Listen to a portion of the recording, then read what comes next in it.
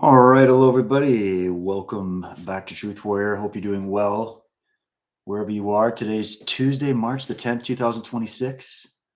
Happy to be back with you once again. So much to talk about today. And today we're getting into the subject of the infiltration of the freedom, truth movement, whatever we want to call it now, the infiltration of MAGA, the infiltration of the West, Western civilization. The cabinets have been penetrated, the governments have been penetrated, the media, the institutions. This is the long march through the institutions. It's an old occult agenda. And I've been looking at this for a long time myself. Michael Tessarian and I have been analyzing this since 2016 on Unslaved. Definitely got to check out the work there. I'll be referencing some fantastic resources over on that site and great shows you can get into, great guests we've interviewed. Going to be looking at the work of Trevor Loudon today. If anybody was jumping on to the live show I do for my Substack on Fridays, by the way, I do that every Friday. I do a little bit with my Substack supporters over there, and we do some Q&A. We do a live chat every Friday. I also do a little bit in there with my wife, Monica. We call it the Dave and Monica Show, a little bit lighter chat with her. And so it's a great one. But anyways, I was going over this in sort of a summary. It was very last minute of what's going on with this whole Alexander Dugin reveal, and how it's influencing what we call the podcaster bros. Here I am podcasting, but there just seems to be certain very, very popular podcasters that have slowly been changing their tune to align with communistic, anti-Western, anti-American ideals. It's been happening here in Canada. It's been happening actually in Canada. It's hard to talk to the average Canadian about how there's infiltration in the conservative side as well, on the right side. We've spoken so much about the globalists, ever since COVID, everybody started waking up to the fact that, yeah, man, big pharma, the government, there's foreign influence, there's some kind of deep state happening, like what's going on with it? And then it's all the radical leftism, the woke left, which was just so loud. The propaganda was so blatant. It was so insane that it drove everybody away from what we call the left. And in doing so, they jumped right into another version of what we call the left. Even though this whole left-right thing you got to get through a lot of minefields when trying to break that down. But in general, what we're seeing, as I've been covering in a lot of shows and different presentations for many years now, is we're seeing a push towards totalism. Totalism, just the short form for totalitarianism. It's cultism. There's occultism involved as well. Occult meaning hidden, right? Hidden aspects, hidden forces, hidden ideologies. And so what we're seeing is that all the sides have been captured ideologically. This is the ideological subversion phase of what Yuri Bezmenov was breaking down back in the day, who might know a few things about it, being a KGB defector. People like G. Edward Griffin have been blowing the whistle on this for a long time. Trevor Loudon is another one, not as well known, sadly. And so I thought I would do a little bit more of a deep dive on this. Some people have been really doing some great coverage and articles and write-ups on X right now, on that platform. And it's great to see that the alert has gone out and people are now investigating this. I don't want to throw everybody under the bus here with anybody that's been espousing this Duginist Russian, what you would call there's a certain new hybrid that's been formed, and we'll get into that. People are pushing this on podcasts because it's popular, because they're getting a lot of followers, and it's questionable as to how that's happening. But regardless, I think there's a lot of innocent people involved that are just falling down these rabbit holes, and they think it makes sense and they're not aware. So there's that level. And then there's a level of fact that we might be getting some foreign money put into the podcasting world, the online world, the conspiracy research world. This has been going on since day one, by the way. Like literally every single mentor I've ever had in this field has warned me about the infiltration of the alternative movement, if what you want to call it. Even Jordan Maxwell, before he passed away, he was actually trying to contact me to do one more presentation before he had gone. And he had done this presentation a bit before on the history of occult communism, but he had wanted to do something about it, and then it never came to be, and sadly he passed away. But I found it interesting that he wanted to talk about the communist infiltration into what we call the truth movement. Many others, Michael Tessarian, my colleague on Unslaved, has been blowing the whistle on this since as far back as I can remember. Jim Mars used to talk about this too. Many other people have tried to warn America and people in Canada and across the world about the fact that the way this political agenda for world totalism has gone is that obviously these people at the top know what they're doing. They don't just infiltrate what we call the left, which used to stand for something totally different back in the days of classical liberalism than they do today, because they were very obviously infiltrated by communists, right? It's almost too obvious. And that the fact that it was too blatant, too obvious, and yes, still hordes of people still fell for it.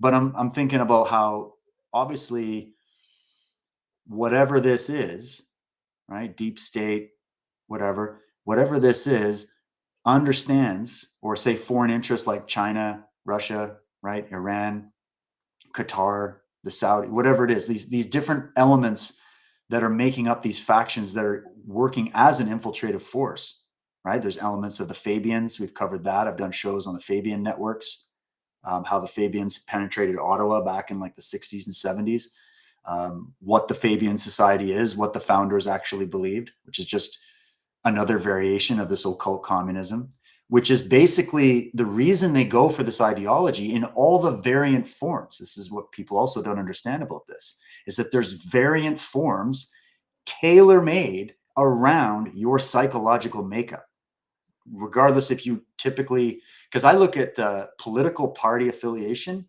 from a psychological point of view first. Forget about the history of the party. The parties of left and right are different in Germany than they are in America, than they are in Canada, right? There's a history. Those party lines have changed on both sides over the decades. And we know that the people that want totalism, or basically a cult setup to get all the resources and power to them and fleece you of your power and your freedom and your sovereignty, that agenda, if you're going to put that agenda in, they know nobody would read that agenda and go, oh, this sounds absolutely amazing. Nobody would. Even the think of the worst leftist out there. Think of the worst violator out there, or on the right as well, the most hardline neo-Nazi or the hardline commie.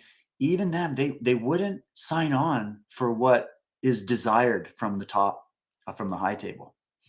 And so they have to massage it in, hidden, like putting the cyanide at the right level so it's undetectable, but it's still present, it's still deadly in the mix of the ideologies on both the left and right spectrums. The people who did this know, and we just learned about Project Artichoke. Go check it out. More documents have been released. MK Ultra, many of you are up to speed on this, but for some reason people don't understand the implications of that information, the implications of those research programs, what was discovered, how it's been used by multiple governments, by multiple players on the big chessboard. Okay, that was just a research project into what motivates a human being to act against its own will and even its own natural self-preservation. Like, who needs to do that research? Who needs that to be like priority number one, right? So there's a whole history to how this all came to be. It's hard to sometimes summarize it all here with some talking points on a podcast, but all I'm trying to do is at least give my audience, you amazing people, regardless of your final opinions on all of it, just some tidbits of information to keep you curious, to keep you looking into it, and to be on alert for infiltration. Okay, it doesn't mean we have to become paranoid schizophrenics about it. Not everything is a conspiracy. Not everybody is evil. But there are evil ideologies that get mixed with good ideologies, and well-intended people can get sucked into that. right? So there's those of us that spotted the more obvious ones, like when you're going through COVID and they're like, oh, you can't see your grandma when she's dying in the hospital. You have to FaceTime her. And everybody went along with it. Oh, we got to go into Walmart parking lots and get injected by God with God knows what, by God knows whom, right? A bunch of people fell for it, right? All these things. And then meanwhile, while we're all freaking out about this flu going around, what are they doing? They're looting our economies. They're penetrating our cabinets, right? So that was for the obvious. That's obvious. Like if anybody didn't see that yet, I'm not sure what to do to get you caught up. We're past that. Okay. Now we're on to the more advanced level. This is like advanced black belt lesson now, that sometimes a lot of the people that helped you win one battle were secretly helping to funnel you into a bigger one that you didn't see coming. And we have to be careful about that. And that's what I'm here to say. And what's happening right now is I believe that we live in this revealing time. We live in this time where the truth is coming out. There's a force that works within the collective psyche, within the individual psyche of every human being walking, that desires to know the truth, that wants to align with the facts of reality, because we understand that by doing so, we can flourish. We can have better chances of survival. We can build a real world worth living in and handing on to our grandchildren. So if you see that the world is a mess right now on all sides, left, right, up, down, in between, I don't even know what it is.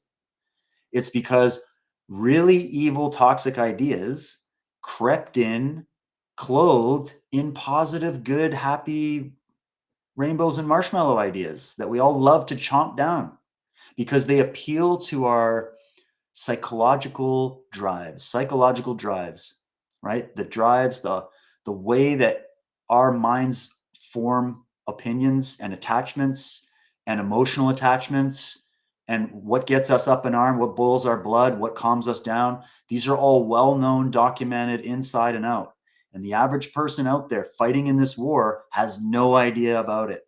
And so they're susceptible to the advanced level of this propaganda. And this is an information war. We're not dealing with a bunch of amateurs here. Stop telling me the government is stupid and incompetent. I know that helps you sleep better at night, but here they are doing what they're doing, and what the hell are we doing about it, right? So they can't be that stupid after all. I mean, they got a lot of stupid people working for them, but the people putting the agenda I'm talking about into place are orders of magnitude higher levels of intelligence, clearly, because they've been getting away with it for as long as they have, while we've all been chewing each other to bits over the little crumbs they pass us. So it can't just all be stupid and incompetent. And that's what I say to the people that think nothing is a conspiracy, right? You got all these different kinds of people out there. You got the people that like everything is a conspiracy. Let's all be paranoid schizophrenics and believe we live in this evil, everything's evil. Then you got the people that are nothing is a conspiracy at all, and their naivety is off the charts, right? And so the sane researcher into these things understands that we're going to have to look at this from a very balanced point of view. So just keeping that out there as we go through this. But yeah, there's my little preamble. Hope you guys are all well. Let me just do the regular check to make sure this is all running smoothly. And then I'll dive into a couple videos I want to get into with you and some other goodies. But let me know how you guys are doing, where you're tuning in from, what's going on in your neck of the woods, what your thoughts are, and we'll begin. So shout out to everybody watching right now on X. There we go. Please help me share this out if you guys want to get into this. If you like what I'm doing here, it helps a lot. Best way to help the show, share it out. Where else are we? We're on Rumble right now. Shout out to everybody on Rumble. We're on Twitch. And then afterwards, I'm going to upload this to all the other channels as well. So good to see you all here. Oh, and then the chat is showing. There we go.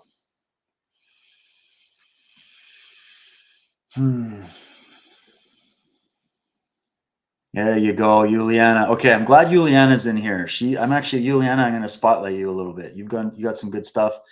Juliana's been a follower of the show for a long time. She's helped me moderate some of my channels. So thanks to Juliana. She posted. It's so funny. I was looking for this quote right as I was putting this together, and you found it.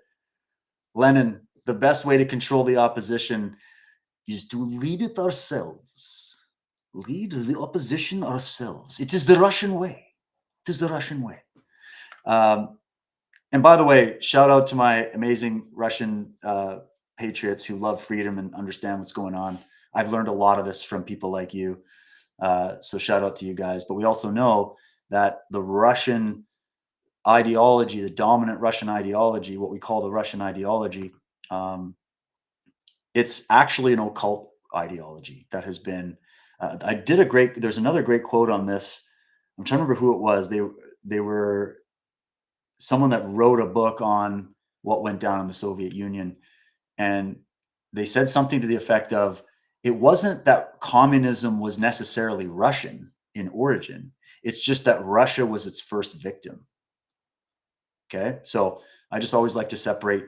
It's like when I'm talking about British Empire, I'm not attacking or slighting or indicting British people or the Magna Carta, the history of the Brit. Like, it's not all evil. Okay. But it was a victim of the application of these ideologies and this infiltration. Okay. Which makes sense. It makes sense that, what is it? The old saying too, only the powerful have powerful enemies.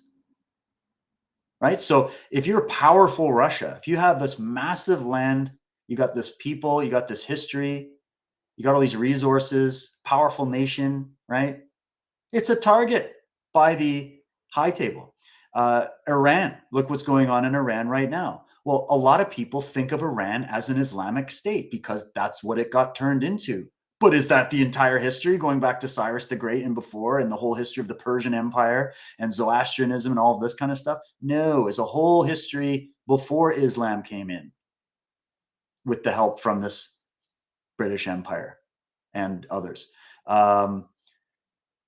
Anywhere in the world, America, my God, right? All this hating of America from within the American freedom movement. I mean, think about this. This is important to understand how infiltration of bad ideas and bad actors works. These people believe, this is where I disagree with all of them, with the Tucker Carlsons, with this woke right, alt-right, whatever. We're going to get more details as to where it originates, by the way. My main disagreement is not to say there aren't problems in the West. I've been doing shows for a long time critiquing what's going on in my country, critiquing elements of our own history, critiquing the entire Western establishment, everything. America, the invasions into the Middle East, the whole thing. Finding out who are the actors, who are these skull and bonesmen, who is this Committee of 300 or the Club of Rome, or where did it come from? Who are these people? Are they American in terms of what American values were? Even in Canada, what we got in our government right now, on both the left, the right, the NDP, all the parties, right? Both sides are just sitting there watching while our land is getting changed into, who owns the land and all this kind of stuff. Another communist land grab, another typical playbook move. It's like so obvious for anybody that's studied even 5 minutes of this. The right here in Canada opens the door and sits back like little lambs when this very, very obviously communistic left that has taken over our major political establishment here is moving around doing stuff, writing new bills, right? They're about to pass this, was it Bill C9, or I don't know what number it is. There's so many bills that are just constantly ruining the fabric of our country, taking us away from the original values of the West and moving us towards what? This Russian Duginist, communist Mao. It's a mixture. That's why it's so hard to label it. We have many names for this beast. That's why we call it a multi-headed hydra, or it works like an octopus. It has many tentacles. But what I've tried to do in my research is try to make it as confusing as this is for an average person to just dive into. I've tried to make it as easy as possible by comparing political movements to cult activity. I found that to be very useful for helping me understand this, because what you end up looking at is a blueprint that mirrors perfectly, it scales perfectly, and it's tried and true. And when you spot that pattern, you'll never unspot it. And that's why I've done it in that style. And I'm grateful to the mentors that inspired me to do that and that I've learned from, because I was just as confused as everybody else. And there's many days I'm still very confused. And that is to be expected. That is to be expected. I mean, anybody that thinks they've got it all sussed out is like highly questionable. So yeah, the best way to control the opposition is to lead it ourselves. Seems like a common sense thing, but just think of the implications of that, right? Obviously, one of the number one military tactics is if you can't directly overpower your enemy, you have to find other means of warfare. And the communist Chinese call it irregular warfare, right? Which is, well, if we can't take them blow for blow, we'll take them down over a long period of time. It'll be a slow march. It'll be an infiltration process. It'll be an information warfare process. And why would an information warfare process be the selected weapon of these communistic nations and totalistic ideologues? Why would that be the one? Because they can't win in the open, which means they're terrified of being discovered and disrupted, which means they're not as powerful as everybody likes to pretend they are. Okay, because just by their methods, they've exposed what they are, right? And so that's one thing. But information is because they want to turn the minds of the vast majority of people that they know, they've studied it all this crowd. We just did a phenomenal show on Unslaved. We said it's a 3-part series. It's called The Anatomy of Human Destructiveness. And we get into various psychological thinkers who analyze, psychology, right? Because you got to understand the playbook, and psychology is a huge part of it. And the big part of this latest one, part 3 that we just released, if you go to Substack right now or you go to unslaved.com, it's there, part 3. It's amazing. I got to read all the quotes, and we get into Erich Fromm and some of these other thinkers who, see, it was interesting. I'll just give you a quick sketch. Erich Fromm was actually originally a member. He was a psychoanalyst. He was originally a member of the Frankfurt School, right? And the Frankfurt School in Germany is sort of like the ground zero of where your woke came from, where you're woke. And I would also say a lot of this woke right as well, because it's the same team. They just had to figure out how to get people to wear 2 different jerseys and pretend to be oppositional to each other, but they're really cut from the same cloth. But some of these original psychoanalysts who were humanists, they were just trying, they were pulled in because they were there to try to help improve the conditions of humanity. And Fromm was one of those guys who went in, realized what it was, that it was a communist setup, that he was actually more lenient towards communism in the time, because you got to remember the context of the day. But then soon you see him do an about face, and now he starts writing about freedom and the run from freedom, and he totally changed his entire perspective because of his experience at the London School, or the Frankfurt School. I was confusing with the London School of Economics, which is another one we got to look out for. But yeah, the Frankfurt School in Germany.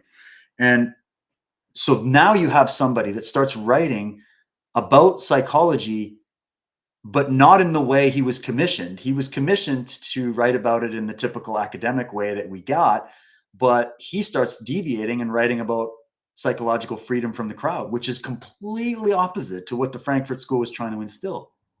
And there was a few of these people who betrayed that cause because they realized right away, this isn't about freeing humanity from these despots and these tyrants, which is what caught a lot of them back in that day. They realized, oh my God, this is the agenda. These are the people. These aren't the saviors, these revolutionists or whatever. They are the dragon. They are the one that needs to be slayed. And so they basically rebelled. And so we get into those kinds of works. And Tessarian is an expert at finding these people. And when you read these quotes about how mass psychology works, you'll understand why narrative warfare is absolutely essential. It might be the weapon, the number one weapon in the arsenal of this enemy is psychological warfare, because they understand that you've got, levels of intelligence across the population. Okay. You're also dealing now in a different age than when all this was originally put together, where we used to have countries that were built a lot out of the ethnicities that were predominant in those cultures.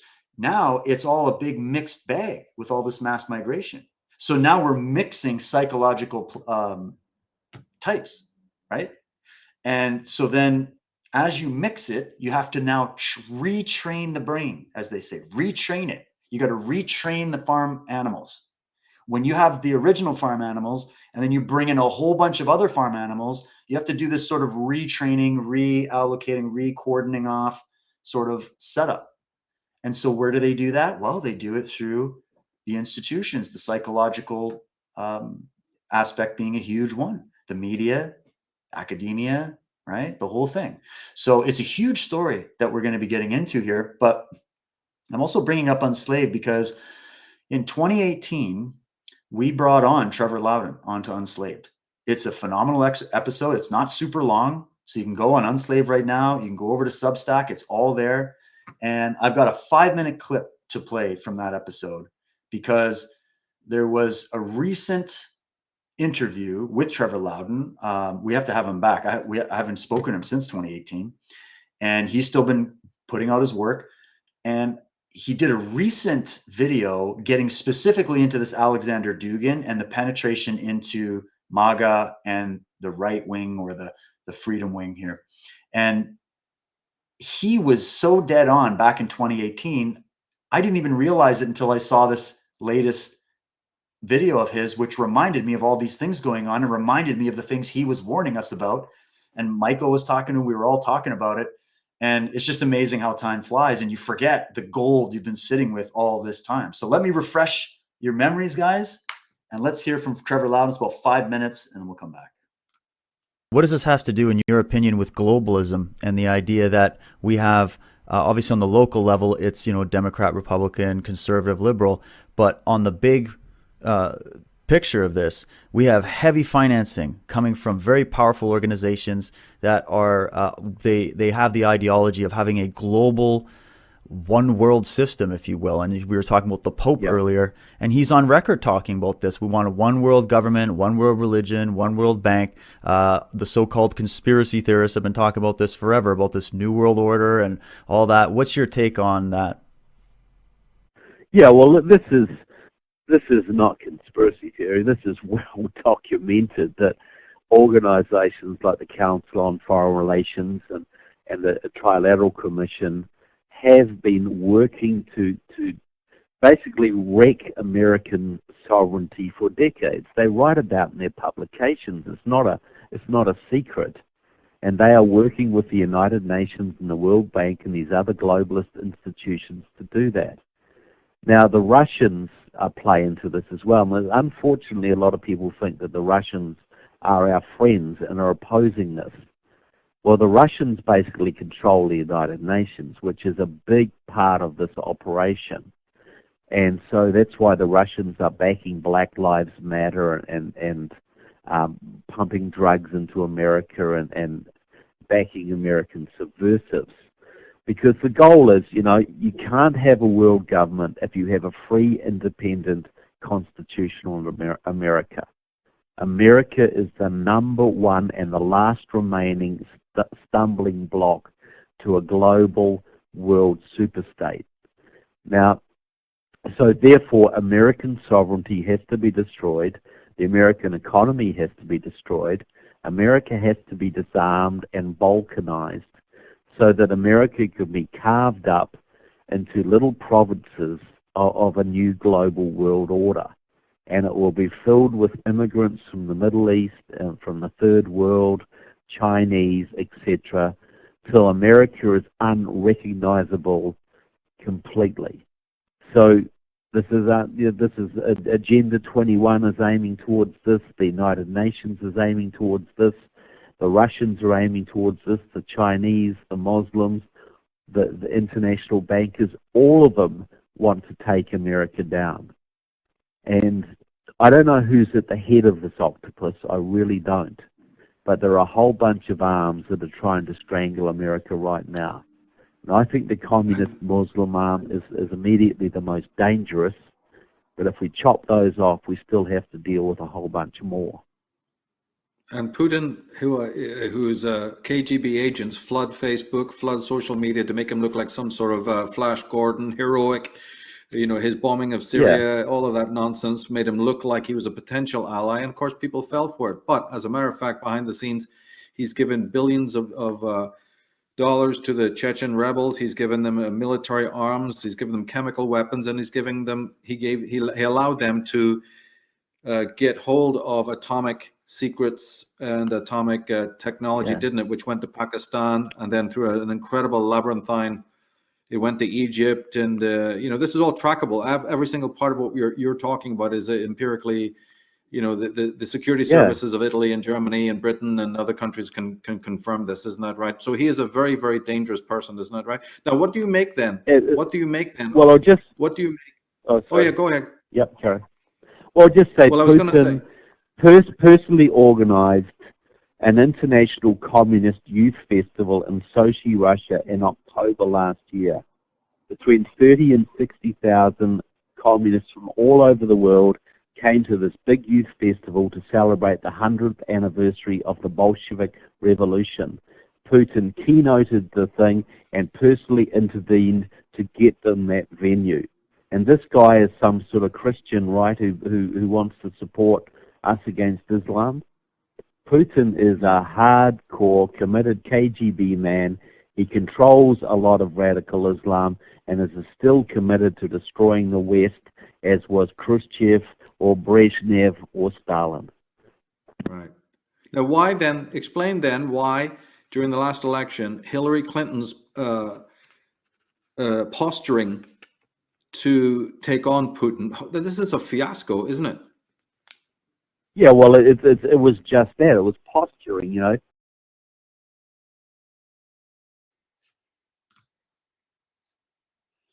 Okay, I was hoping you'd go a little bit more into the Clinton connection, but anyways, he keeps going into this Clinton connection with Russia, and it's so funny because they went after Trump with the Russia, hey, and everybody fell for that, and the people calling it's pot calling the kettle black with these Democrats, okay, calling him Russian.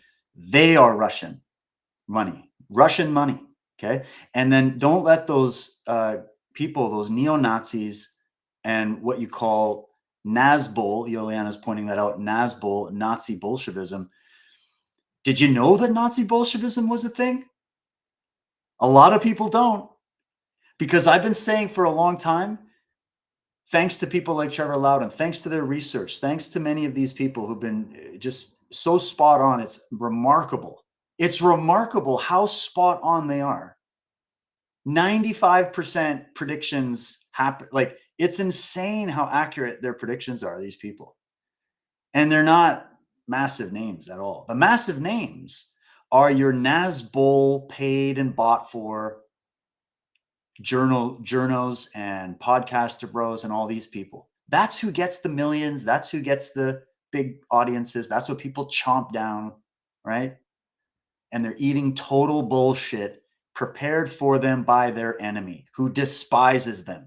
This is the sick joke of it all. So when people come at me about this stuff, it doesn't bother me. They come at and attack these great men who tried to warn your asses. It doesn't bother me, because I just realize that these people, their minds have been so softened. The way that Yuri said, he's like, they're soft heads. They'll digest it. They'll eat it up. And the reason he's saying that with such confidence is because they know what makes you tick. And if you don't know what makes you tick, and you're not guarding against it, and you're not up to speed, and you're not educated about it, you are susceptible to it. You are susceptible to this information war. All of us are, right? So you have to keep that just eternal vigilance to try to find out and learn more and never drop it and forget about what everybody's telling you. Don't go with the crowd. Even when the crowd used to be on your side, go with the truth, go with the facts, because it's essential in warfare. If you're operating off of ponies and rainbows during warfare, you will be extinguished by your enemy. It is a guarantee. There is no playing pretend. There is no getting it wrong and getting second chances when you're on the battlefield. You either get it right or you fail the mission. That's as simple as it is. And so we have to get this right. We have to understand the balance between what's happening here, the depth of it. You need to hear a Trevor Loudon's warning, and you got to go, okay, let me go. I'm not just going to listen to him. I'm not going to listen to this guy, Dave, ranting on X right now. I'm going to go find out myself the statements of the Khrushchevs and the Putins and even this Dugin guy we're going to look at. We're going to get some of his statements right out in the open. So it's just clear as freaking day. There is no debate about this. It's what's happening. The money has been tracked. The ideology is where you're going to know it. When they're all turning right now on America, on the West, these people who were the loudest champions for it, and they've got millions of subscribers, you can bet that these people are either in the pocket or they are the useful idiots that Stalin used to talk about. One of the two. They're both bad. They both bring nothing but ruin. So this is why it's so incredible.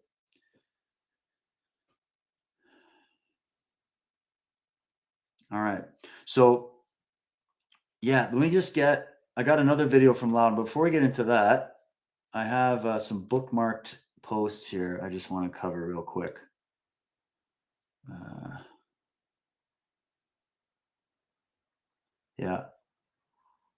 Yeah, this was one from Juliana. She commented saying Charles Schwab would be proud.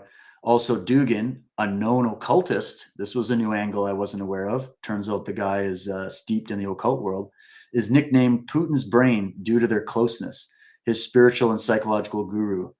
Dugin's book, now this is something, go check it out, guys. Dugin's book, The Foundation of Geopolitics, 1997, is used as a textbook in Russian military and foreign policy circles. I have a statement somewhere saved from that book on one of these posts. Man, I had to save so many of them just to make sure they're all here for me. Let me just go down here. Okay, this is one. This is a thread from She Thinks Freely. Just real quick, a couple points on this Dugin. He's saying, she's saying, why is Russian ideologue Alexander Dugin repeatedly boosting the same Western influencers? Is he targeting the MAGA base? Sure appears that way. Dugin isn't just another political commentator. He's a Russian ideologue whose philosophy draws from fascism, ultranationalism, and esoteric Nazi thought. Critics have called him a far-right occult philosopher. Take a look at who he's been reposting lately. Redacted, Brandon Weichert, Ginny Robinson, Max Blumenthal, Shadow of Ezra, Mario Naufal, Bryce Lipscomb. And of course, many of the same voices regularly circulate through the same media ecosystem. Tucker Carlson, Alex Jones, Candace Owens, Judge Andrew Napolitano, Glenn Greenwald, Jackson Hinkle, Kim.com, Larry C. Johnson, etc. Here's where it gets interesting. Dugin is the author of Foundations of Geopolitics, a book widely discussed for outlining a strategy to weaken the West through information warfare, disinformation, and internal division. And that's a quote from the book, that was the strategy, to weaken the West through information warfare, disinformation, and internal division. Do we see any of that happening right now? On the people supposedly fighting to save America and the West? One tactic described, destabilize the United States by amplifying conflict, distrust, and polarization inside the country. Do we see any of that going on? Now look at the pattern. The same narratives circulate across multiple large accounts, then get amplified across the same network of influencers. And it's all on cue, man. When you start really looking at it, you're like, holy shit, it's all timed out. And these guys are all saying the same thing. They are like the mainstream media. That's where I learned to spot this shit, these patterns. That wouldn't make sense if we're just dealing with independent content creators. You wouldn't see them all get up and read from the song sheet, read the 4 a.m. talking points of the podcaster bro industry that's been captured by our enemies. And you know it by the ideologies. That's it. That's how you know it. Symbolism, ideologies. And eventually all this shows up in millions of feeds all over your social media. This is how modern information warfare operations work. Not through a single voice, through coordinated networks that platform each other. Infiltration. It's time to identify and reject them. So that was a good post. Let's see if I got a couple more in here.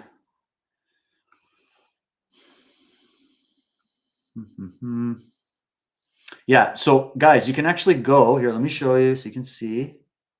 Share my screen. Just going through my bookmark posts right now. But if you go to Trevor Loudon on X, he has been covering this in detail, and I highly recommend following him on X. There's his post right there. All patriots. Oh, wait, I'm going to read it. I can't read it from here. Where's my X? Here we go. All patriots must understand the concept of multipolarity. Maybe write that down. Multipolarity, a scam used to turn people against the West by fomenting civil war and unrest in Europe and the United States so that Russia, China, Iran, and their allies can achieve world dominance. In this video taken at the European Conference on Multipolarity held on September 4th, 2023, Putin's brain, Alexander Dugin, focuses on Europe calling for a civil war. And this is where the entire video can be found. I'm not going to play the video here. You guys can go check it out. But he is absolutely calling for a revolution and civil war in America and in Europe. And that would go for Canada, all the rest, okay? We're like the little brother tagging along with all this shit. Where was another one here? Oh, this is just a comment, a good account too. Green Beret Nap Time, been writing about a lot of this. He's got a pretty direct way of talking about it. He says this: to all of you morons saying, I'm not dying for insert country, or I didn't vote for us to go to war for insert country. Let me explain to you why you are stupid. Isolationism sounds appealing if one has never stepped outside the comfort of their own homes. I have spent a decade and a half operating in the shadows of the world's fault lines, where the reality is brutally clear. Power vacuums do not remain empty. They are always filled, and rarely by benevolent actors. If the United States withdraws from the global stage, China, Russia, and every opportunistic authoritarian regime in existence will rush to occupy the ground that we abandoned. They will shape trade routes. This is huge, okay? Think about it. They will shape the trade routes, control the supply chains, dictate technological standards, and dominate the security architecture of entire regions. That is not speculation. It is just how geopolitics has always worked. The global order that allows Americans to live in relative prosperity and security is not an accident. It exists because the United States underwrites it. Remove that foundation and the structure collapses. The fantasy of isolation ignores the fact that our economy, our security, and our alliances are interwoven across the planet. If we retreat, we do not become safer or freer. We become strategically blind while hostile powers consolidate influence over the very systems that sustain our way of life. In other words, isolationism would not protect the United States. It would guarantee that the future world order is written by nations that do not share our interests or values, and once that order solidifies, reclaiming it would cost far more than maintaining it ever did. So if you get your geopolitical knowledge from a former Vogue intern, a former pizza delivery guy, a closeted gay Nazi, or any other grifter with a live stream that is being paid to promote their nonsense, please wake up and embrace reality with the rest of us. Very direct, but let me just explain this a little bit more. So I know where this comes from, this feeling that people have. And I actually totally understand it, because you got to understand the game of cat and mouse and good cop and bad cop that has been played with the West, all of us, all of our countries for so long. And this is where people miss, okay? What we're seeing with the Trump administration, I'm just going to say this, is night and day indifference in what we saw with, say, the Bush, the Clinton, or the Obama regimes, okay? So when people say America now on college campuses, or even in Canada, the people that are mad at me for in any way, shape, or form supporting American values, supporting elements of what Trump is doing, or any of this kind of stuff, they're mad at me because they've been raised to view America as the bad guy, right? Just black and white, America's the bad guy. Yeah, who taught you that? Who taught you that? Who would have taught you something like that in, say, Canadian universities?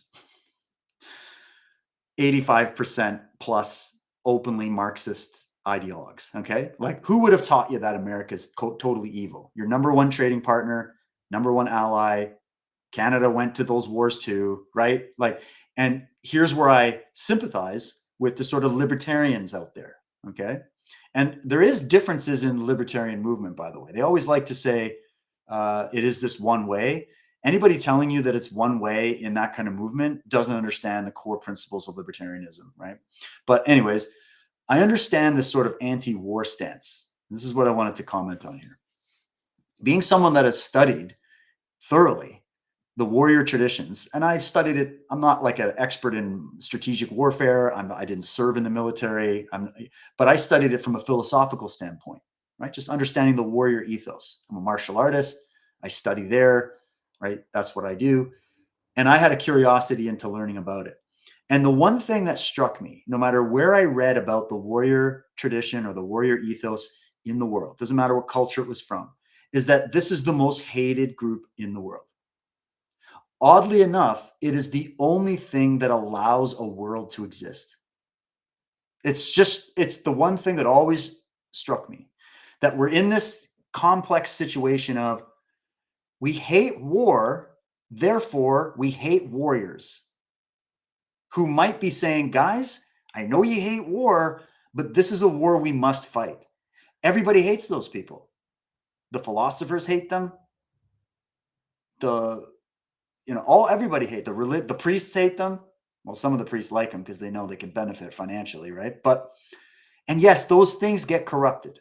Okay, but just because things get corrupted doesn't mean the central premise or idea or concept or function in your society is corrupt and to be done away with. It's like this whole ridiculousness on the woke left when they were saying, let's get rid of police. Let's get rid of the cops. None of them have been on a ride along in their entire lives and don't understand what actual police officers deal with every day. All you got to do is start talking to some of them. Okay. Now, do police officers follow orders? And sometimes do those orders come from very corrupt people in the top of their institution? Absolutely. Right? This is why you need to have more than 2D thinking if you're going to follow this plot. All right. You need to have a little more than just surface level information. You need a little nuance in your life. You need some real world experience and some understanding of this to really grasp this. It's not even that complicated. Okay. If you think about it. So you've got these people saying, well, we've had some issues with corrupt policing. There are issues with corrupt policing. Therefore, and this is how you always know who these people are, it's the solution section that gives them away. Therefore, abolish police. We need peace officers out there that are just trying to, I don't know, buy the bad guy an ice cream cone and pat him on the back and tell him that he's loved or something. And therefore, evil criminal will be perfectly assimilated into the society. I don't know what people are dreaming is going to happen, but there's some kind of weird thing in their head where they're starting to empathize with criminals. And therefore, because maybe if a cop's got it wrong here and there, we need to, and that there is a corrupt bureaucracy above those everyday cops out there doing all the work none of us would want to do. I just know because, guys, I train cops in jiu-jitsu and I talk to them all the time. Talking to them directly. These are people that live in your community, their parents, their fathers, they vote, they pay taxes, they understand. These are cops that know what's going on in our country. They hate it. All right. But someone still's got to take out the trash. Are you going to do it with your grandma? Probably not. So someone has to do it. So there's a mechanism, and I would put police in the world of that warrior class that's there to protect your society from criminality, evil, invading forces, right? You got the military, you got the police. There's a reason we have these things. But what you get from these, it's from both the woke left and the woke right, is this sort of blanket, let's just blow the whole thing up. And anybody telling you to blow up Western civilization, the greatest civilization, to ever even give you the chance to fight against it and critique it and have the free speech to do so, although that's changing thanks to bringing in of all of these Nazgul agents, we're going to just blow the thing up and then replace it with what? It's like we're going to get rid of all the police and replace it with what? We're going to get rid of all the military because war's bad and replace it with what? We're going to get rid of all the guns. And then violence and bad guys just go away. It's magical child thinking, sprinkled with weaponized autism or something. I don't know. It's just, it's something crazy going on in the mind when you're at that place. And then you realize, right? Some of these ideas and these people pushing these that's why we call them extreme. When I critique extreme ideas, people assume I stand against the issues or recognizing the issues that were brought up by these communists. See, because that's what the communists are good at doing. Or these types of people that are out there, just they have this purely critical lens only, right? It's like a weaponized critique level where they're just so black pilled about everything that they're just like, we just need to burn it down and tear it all down. It's just so bad and corrupt, not realizing what all of the other alternatives are, right? So if you abolish the warrior class because you don't want war, my question is this, and even those people that are like, I think what Trump did in Iran and with Maduro and all this is just him betraying his base. He said he wasn't going to start any wars, blah, blah, blah, blah, blah. Now he's just starting wars all over the place. But like, are these wars?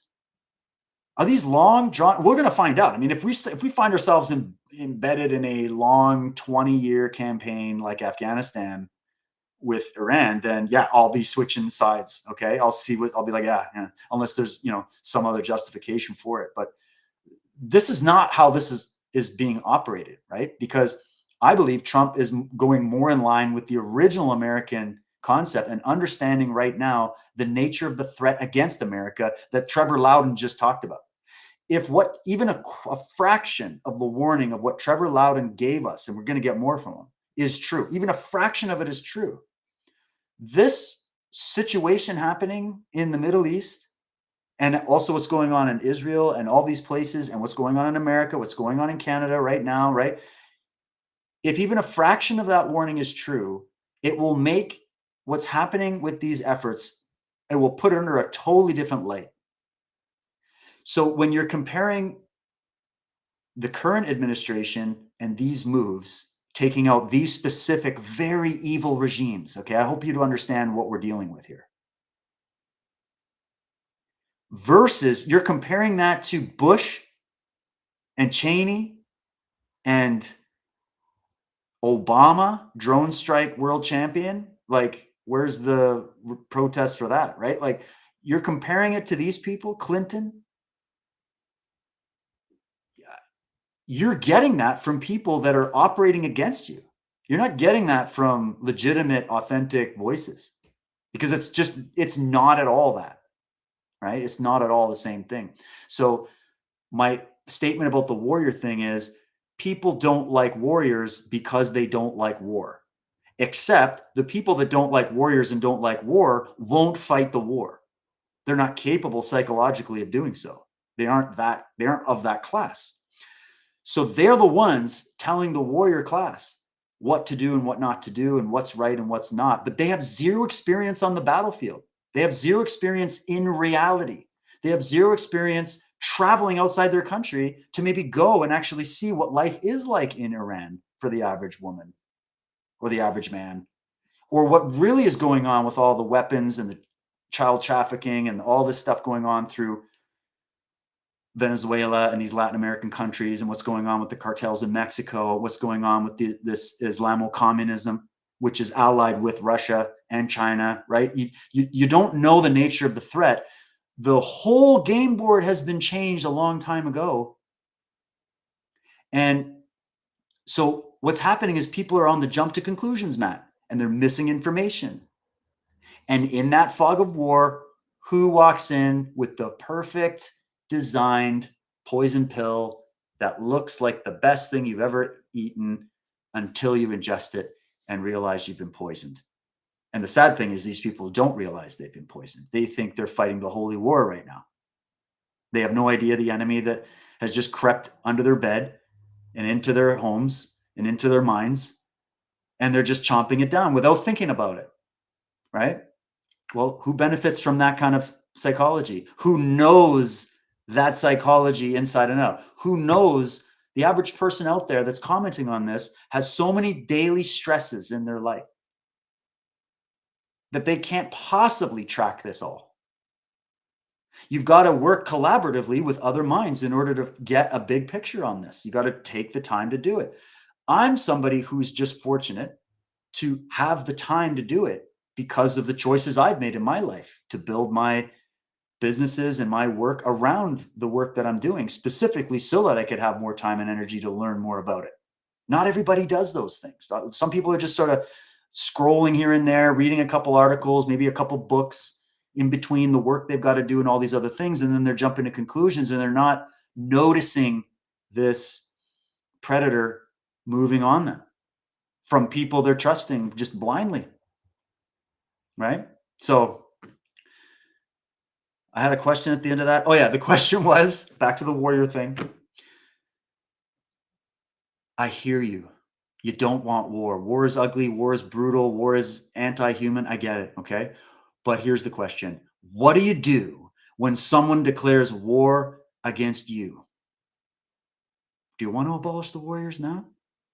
Because you're not going to fight that war. So I know you don't like warriors. I know you don't like war, and you don't like the weapons of war and the tactics of war and the bad decisions that need to be made and the compromises that need to be made and the understanding of how strategic operations work and how strategic thinking works and how sometimes you have to make really tough decisions. There's collateral damage no matter what you do.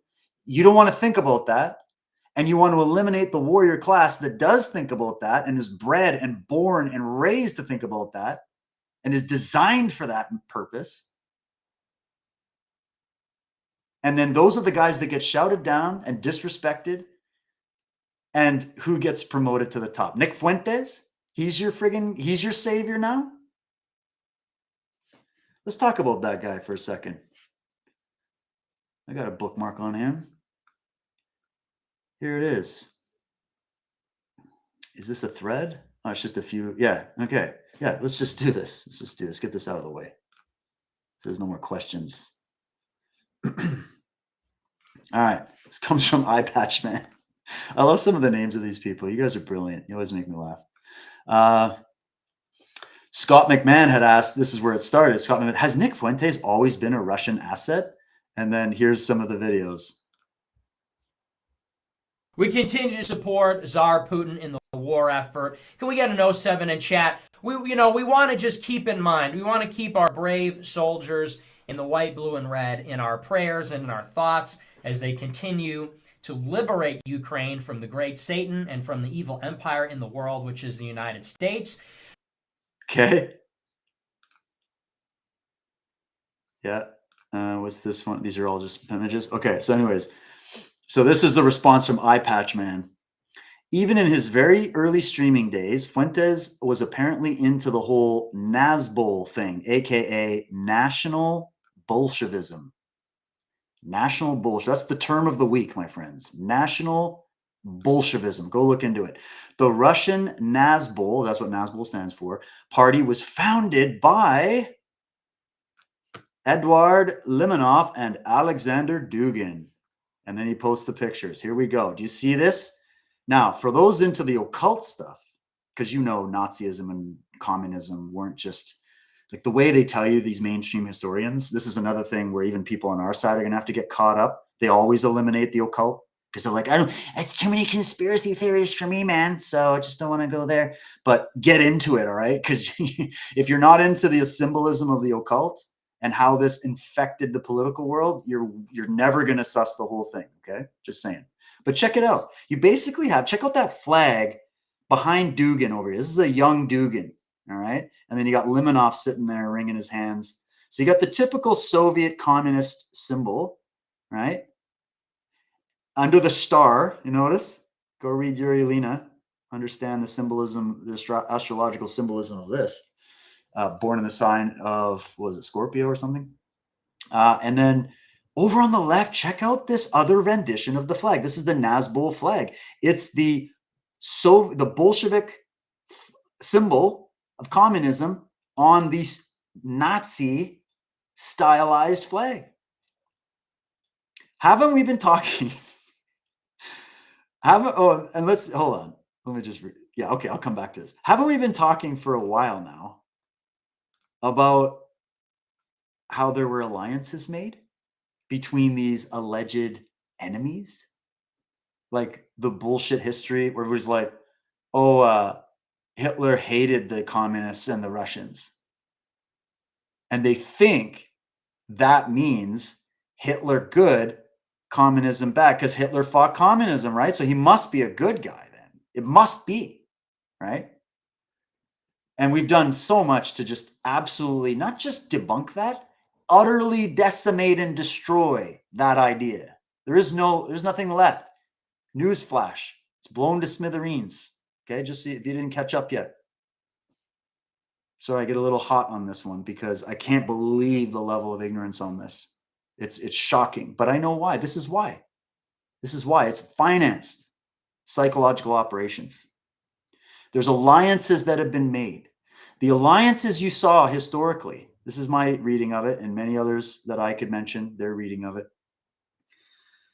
The alliances that have been made politically in the 20th century up till now started with alliances made behind the scenes by far more powerful occult forces. This is where you're going to get maybe 5 people on planet Earth talking about that. Okay, there's very few people that will take you there. If you don't want to go into the occult world on this, even though Alexander Dugin is a Russian occultist who's a Nazbol, if you want to skip that, go ahead. I think you're missing out on the biggest red pill rabbit hole of all time. But if you want to skip out on it and you want to stay politically safe, you want to keep your base, I get it. Just stay on the political level and keep working in the public square. I mean, you're still doing good work. We still need you guys out there doing that. I still have great respect for people that do a good job in that, on that level. Was that like green belt? We need green belts. Great. But if you want to go to black belt and above, you've got to understand the missing occult piece. That's why you got to check out all of the Unslaved archive. You've got to check out the stuff I've done on my Substack, the occult history of communism. We named the names. We tracked the dates. I gave you the scholars. I gave you the books. Gave you the sources. Because remember, that's all I do is I just sort of remix it and put it out there for you, right? It's just sourced. So you can go check out that. Also, I did a newer one called The Occult History of Totalitarianism. I did it in 2 parts to break it down even more. And then I did an even further one, another 2-parter called The Occult Conspiracy. And it was based off of the great book by Michael Howard, who, if you haven't read that book or understand that layer of it, I invite you to do so. Like, well, that's the party, okay? To understand the roots of a thing, where it comes from, how these people think, how they operate, why they're all in concert, even though they're supposed to be enemies, right? What's Nazbol but evidence that basically Nazism and Bolshevism and communism are the same person, the same perverted dogma, just applied to different classes, different demographics, right? We've said this before. Germany at the time was not going to chomp down Russian Bolshevism and Stalinism. That was for the working class. Germany's not into that. You need something for the high fly, the middle class and above. Very industrious society, very intellectual society, right? Germany needed to be stopped in its tracks, just like Iran needed to be stopped in its tracks by this high table. Just like the Latin American countries, just like Canada. So they've gone through the march through the global countries. And if you have something called Nazbol that now all of your right-wing commentators are all bowing to, you might want to know about it. And you might want to know about the alliances that were formed, right? Gone into the history of the alliances between Nazi Germany, Hitler, Goebbels, the top brass from Germany at the time, meeting with the Grand Mufti of Jerusalem and getting involved with the Muslim Brotherhood, right? There's those kind of alliances. Then you have the alliances made between Islamic institutions and communist institutions. Like, how would far left wokeism be allying with radical Islam, which is completely opposite to their values? Why would they be doing that? Why would the Nazis be allying with the communists now? Aren't they supposed to be on different teams? Well, the facts of reality say different. All they did was remix it. And Trevor Loudon nailed it. And he said there's many actors involved. It's Game of Thrones. They all want to take down the one thing left in their way. They all have a shared hatred for the ideology of human freedom. Now, they will say they represent human freedom. They will say theirs is a better representation. They will say the only way to have human freedom is to have some authoritarianism and some collectivism and some central government and some like it's when you really see it, you be like, holy shit, it's so obvious what's gone on. And so I'm sitting here just like soaking it all in, going, man, I thought I had some good connections to make on this, but it's just coming out every day now, right in your face, that's what happened. Strategic secret alliances against a common enemy. And once that enemy is destroyed, which is the West, and the only military that's going to be able to defend the West is America, and because all the others have been turned into like whatever, we don't really have formidable militaries because we've been boiled down by the communist infiltration in our midst that wanted to get rid of the warrior class in our society so that the guard was dropped so that they could continue infiltrating. So here we are, right, in this pickle. And now when moves are getting made, people are reflecting on it with a like 2003 mindset. And they're listening to people that are very popular, that gained a lot of street cred over the years, fighting for the causes that I would fight for and that you would fight for. And then they slowly start the turn. It's called the turn. When does that actor start the turn? And we've seen that happening now. So as this age of revealing is unfolding, yeah, we're learning about Epstein files and Epstein clients. And even Alexander Dugin's going to agree with you. Look at the West, the decadence, the pedophiles, the Epsteins. Your government failed. Russia should come in and save you. This is what he's saying.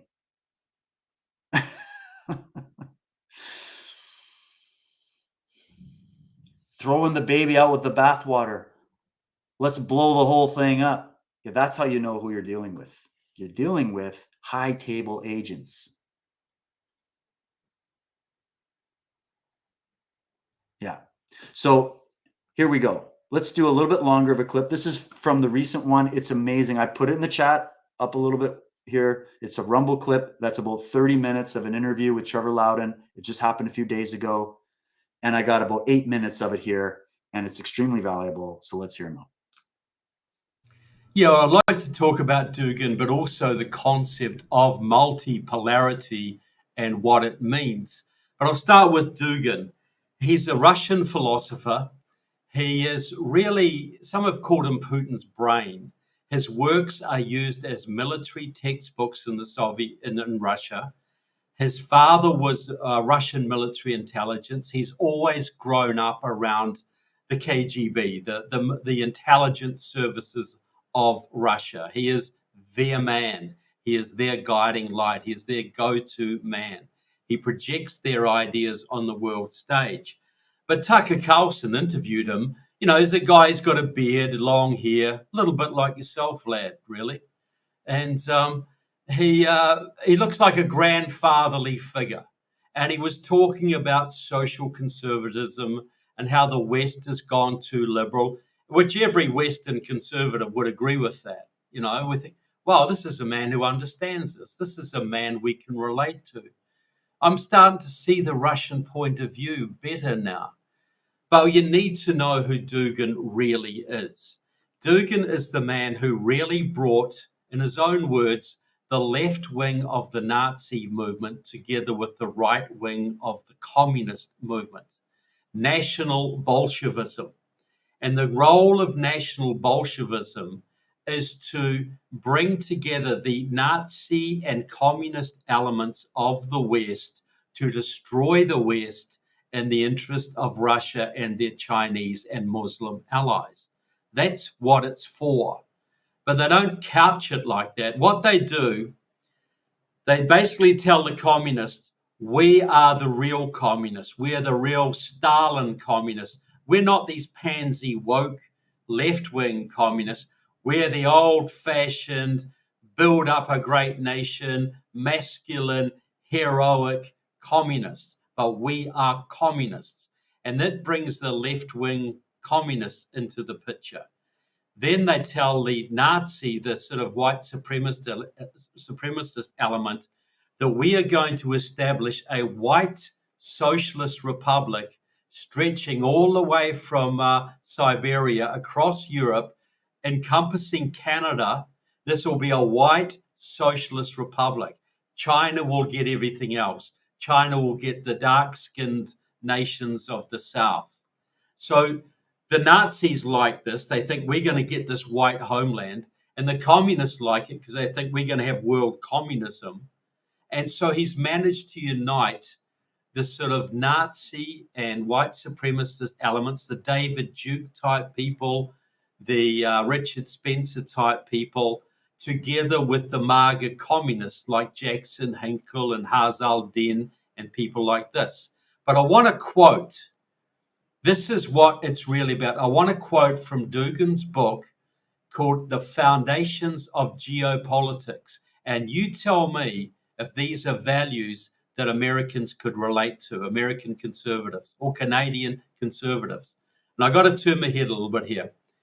It is especially important to introduce geopolitical disorder into internal American activity, encouraging all kinds of separatism and ethnic, social, and racial conflicts, actively supporting all dissident movements, extremist, racist, and sectarian groups, thus destabilizing internal political processes in the United States. It would also make sense simultaneously to support isolationist tendencies in American politics. In other words, he wants to bring America to its knees through encouraging so much dissent and so much division that the country collapses. So we are witnessing now a very important turn, very important shift, paradigms shift in the global balance of powers. So not only Ukraine now is ruined, but Europe itself is ruins. And I think that is the last call to rebel, to revolt, to make a riot. So I think that in order to reaffirm the European culture, European identity, European sovereignty, you need, the people of Europe, you need a riot against your illegitimate powers. So you need to start the civil war in Europe. Well, either you destroy them or you will be all destroyed.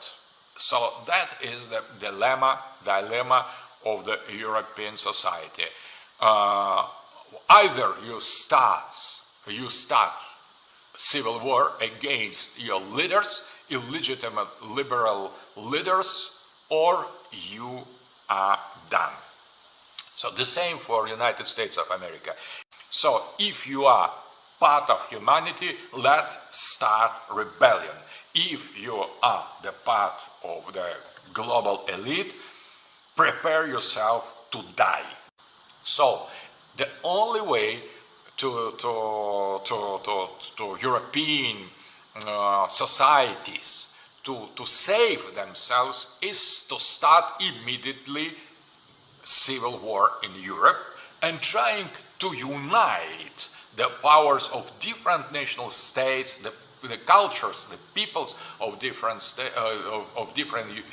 European states, concentrate them in this revolutionary effort. So if you manage to start the anti-liberal, anti-globalist, anti-Western revolution in order to liberate yourself from NATO, from this dominance of the globalist hegemony, you have the chance to become the seventh member of enlarged BRIC and to go and to transgress hegemonic situation in order to reaffirm and rebuild independent and sovereign Europe. Multipolarity in European space means a war, a civil war against a ruling. And meanwhile, also promoting isolationist tendencies. Oh, we don't care about Israel. We don't care about Europe. We don't care about Canada. We don't care about anybody else. We just focus on America. So what is the net result of that? The net result of that is that America is no longer powerful on the world stage. America is torn apart by its own people, and who will benefit from that if it isn't Russia and China, which is exactly what is intended. This man is leading the war, the internal war on America, and you've got American conservatism buying into this and American communists buying into this at the same time.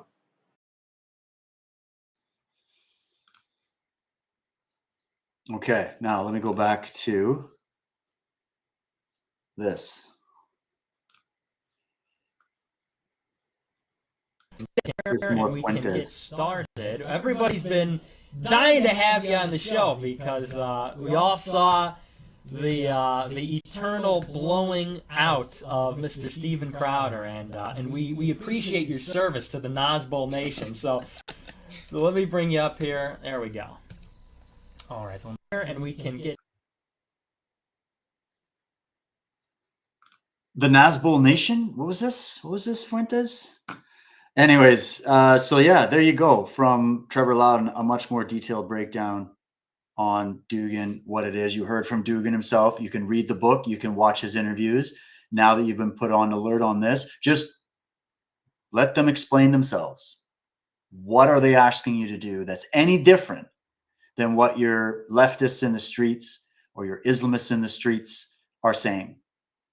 It's an allied faction that has infiltrated left, right, male world, female world, Christian world, Jewish world, Islamic world, Buddhist world. Oh my God.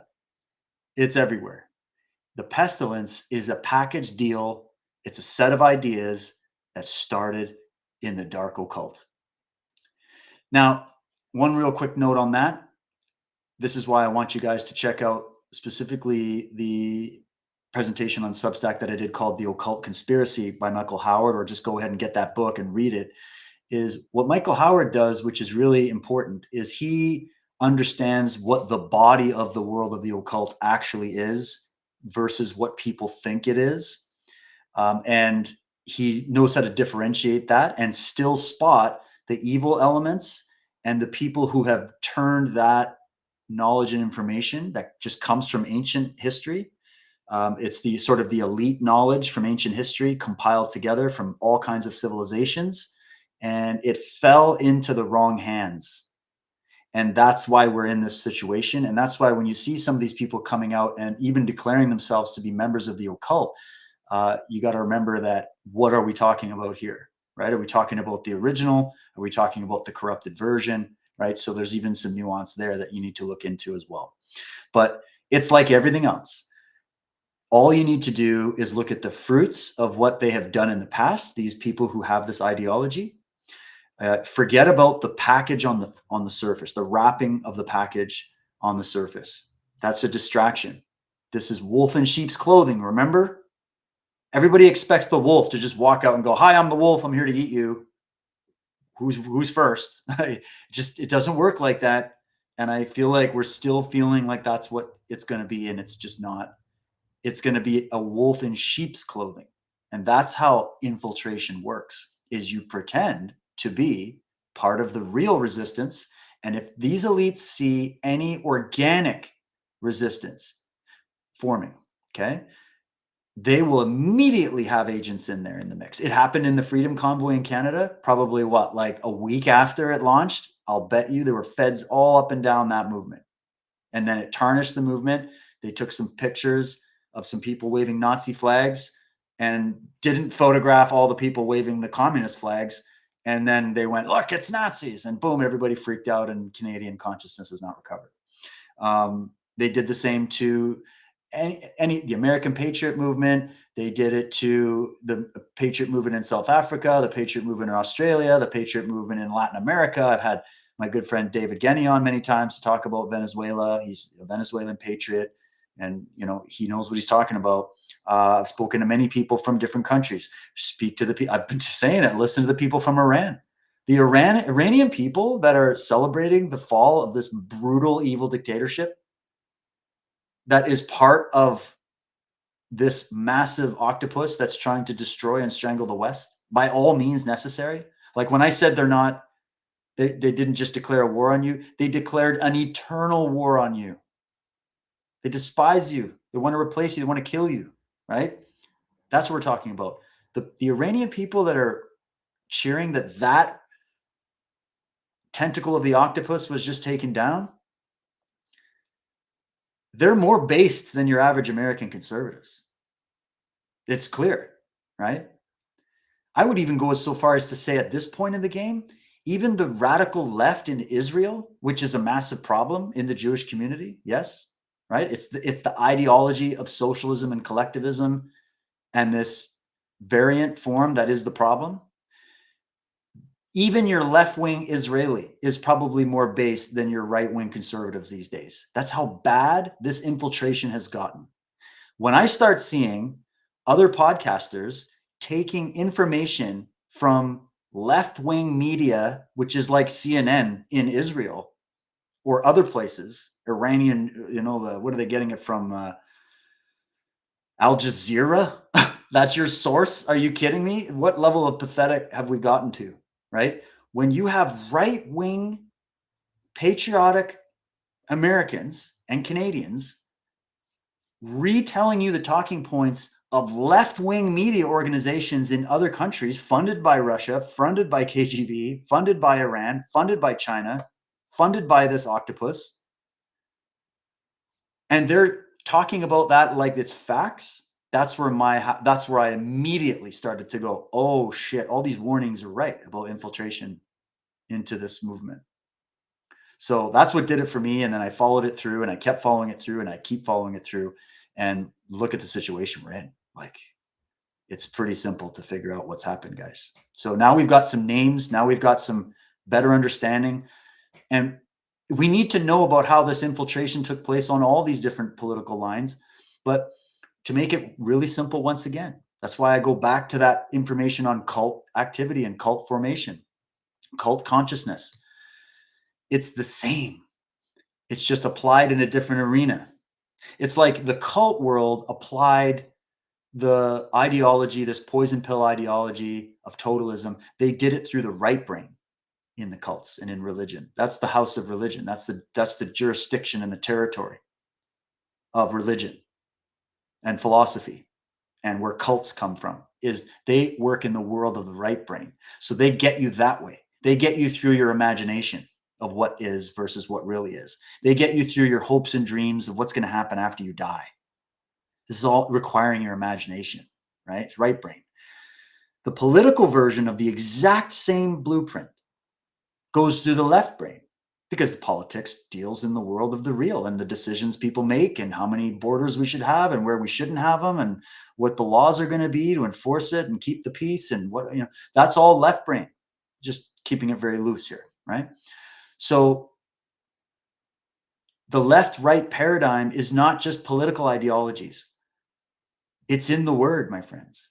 The reason I talk about politics in psychological terms now, after learning about psychology for years, doing Unslaved and reading up on it as much as I have ever since, is that political ideology, it's right there in the word. It's an ideology. It's an idea. Idea is formed where? In your psyche. We're dealing with psychology. That's why you see psychological types of people going for either the woke left or the woke right. It appeals to the frightened, frantic mind is what it appeals to. It appeals to the disenfranchised. It appeals to the nihilists. It appeals to the self-hating. It appeals to people who are damaged. Okay, now there's other ways we could help those people. These kind of ideas were designed to capture them. That's why you see people running around, looks like an insane asylum out there, and that's being promoted. It's being promoted because it's being paid to be promoted. Who's paying it? This octopus, this hydra, this high table. Because what are they trying to do? What's the agenda? You've got to remove the final block towards world government. World government run by these people. These dark occultists who are totalists, they are cultists, they are all the isms. They seek you and all that you have. They don't want to earn legitimate power in the world. They want to take it by force, by hook or by crook. They want the power. Authentic people, any power they achieve in their life as a person, as an individual, or any other power that they achieve, they try to do it legitimately by earning it, by rising themselves in order to be competent enough to achieve that. That's the mindset of an authentic man. Someone that is going to gravitate towards your Epstein client list, someone that's going to gravitate towards these ideologies and all the isms, is somebody that is now going to have to realize there's flaws in all of their ideologies, like communism, fascism, socialism, crony capitalism, ISIL. All these things are all debunkable by the facts of reality. That's what the greatest teachers will show you. Okay. But when you realize that psychologically, the vast majority of people out there are at war with the facts of reality because of the self-hate that they possess on a psychological level, because of the those more negative aspects of the human mind that have been highlighted, maybe due to trauma, maybe due to personal life choices. Who knows what it is? It's a rejection of nature. It's a rejection of the self. It's a rejection of your body. It's a rejection of your situation. It's a rejection of the facts of reality, because the facts of reality remind you that you're not in control of everything, that you can't force everybody to abide by your will, Project Artichoke. You can't just force everybody to believe what you believe. In nature, you're required to make your case, and nature decides whether it's plausible or not. If you make your case to nature that gravity doesn't exist, and that if you want to walk off the edge of a cliff and not die, that's your right. You have a right to not die walking off the edge of a cliff. Well, in idea land, you can make some kind of complicated argument. You can even start an entire movement. You could write a manifesto about it. You could start a podcast about it. You could preach to all these people that have never tried walking off the edge of a cliff. And you could probably convince millions of people that now, because you said it must be, you can now walk off the edge of a cliff, and the effects of falling to your death will just no longer be in effect. But nature gets to go, no, that's not going to happen. And so you have to conform to the will of nature now, the will of the divine, the will of God, as you could say, right? So they don't want they're at war with that. They're at war with consequences. They don't like consequences, which is why they hate warriors, because the warrior represents consequence. That's what it is. There's a consequence. The warrior's philosophy is very simple. It's FAFO, like, just to make it simple. We're here operating under FAFO. If you mess around, our job is to make sure you find out so that you don't mess around again. There's your police, there's your military, right? And someone is always going to have to do that job, no matter what magical fairy dust system you think you can put into place. You're going to need people to enforce law that should be a reflection of that natural law I just talked about. But what these guys have done in a myriad of ways is sell you different variations of, hey, we hacked the matrix, we hacked nature, we hacked the laws of consequence, we hacked natural law, and guess what we're going to do? We're going to reprogram all human beings. That'll show them. That'll fix the world, the ugly world that we don't like. It's horrible here, didn't you hear? This world is fallen and horrible and gray and evil and wicked in every way. Humanity is a disgusting species that's like a parasite. You see how that mindset? What are you doing but psychologically projecting your own self-hate there? You're not making an observation. I could give you a handful of philosophers that would tear you to pieces if that's your ideology. So so we go through the layers of where the origins of this shit comes from. Yes, we could go on the political level. The origins come from communist and fascist alliances and weird, freaky, ancient religions that never went away, who all just have their variant form of how to maintain central power and the ability to dominate the will of all human beings towards their will. Okay, I've just named all the different varieties of various cults and political groups in the world. But so where does that go to? Okay, so we go to the next avenue, and I say, hey guys, it comes from the world of the occult. It comes from the black magic tradition. It comes out of highly powerful secret societies and orders and cults that you have no idea in the world exist. So it goes well above your conservative Democrat, whatever the hell. Okay. And we go, yeah, okay, that makes more sense. But there's another step from there. Where did those people get motivated to bring in such a destructive ideology? Knowing it's destructive. Well, you're left with two options. A self-destructive force in human consciousness that's there from past traumas, that's there from programming, that's there from the devil. I don't know, whatever explanation you want. There's a dark side to human nature, of course. So you could go there. Or you could start getting into some fringe ideas like maybe this is an anti-human agenda because it's being done by something not us. I don't know. You could stay at psychopath level. You could go into fringe conspiracy, whatever you want. But either way, we all have to remember that one of the most important root causes of this and why people are attracted to it, why people are clapping and cheering for Mao Zedong as he becomes the democide world champion, clapping and cheering for Joseph Stalin as he's like, what, second place? Clapping and cheering for all the dictators, clapping and cheering for Barack Obama, drone striking the shit out of a bunch of villages without any press coverage or protests, right? Clapping and cheering for the absolute destructive machine that the pharmaceutical industry and the medical cult is in this world. Clapping and cheering, supporting, cheering it on, right? Where does that come from? Where does it come from to become an Epstein clan? Where does that come from? Oh, they're just evil. Just take them out. That's as simple as that. Oh, okay. Yeah. What if it grows again? We need to understand it, right? We need to understand. We can't just get rid of it.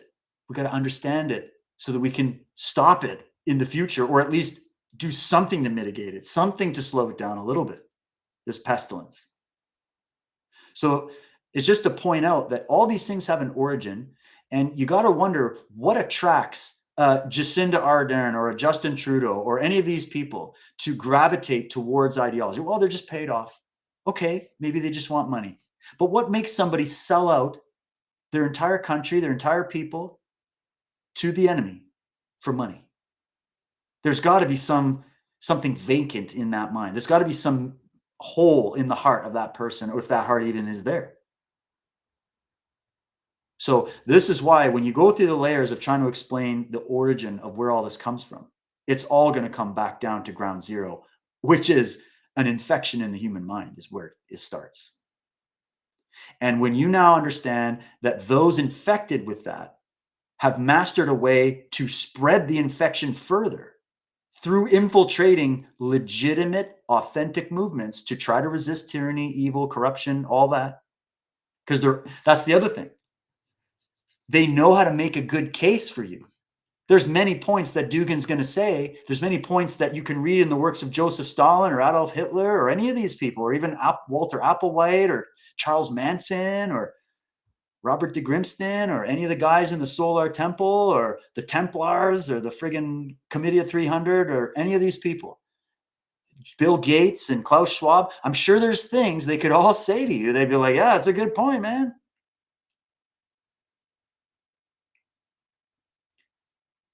So all we're saying is just don't be so easily swindled.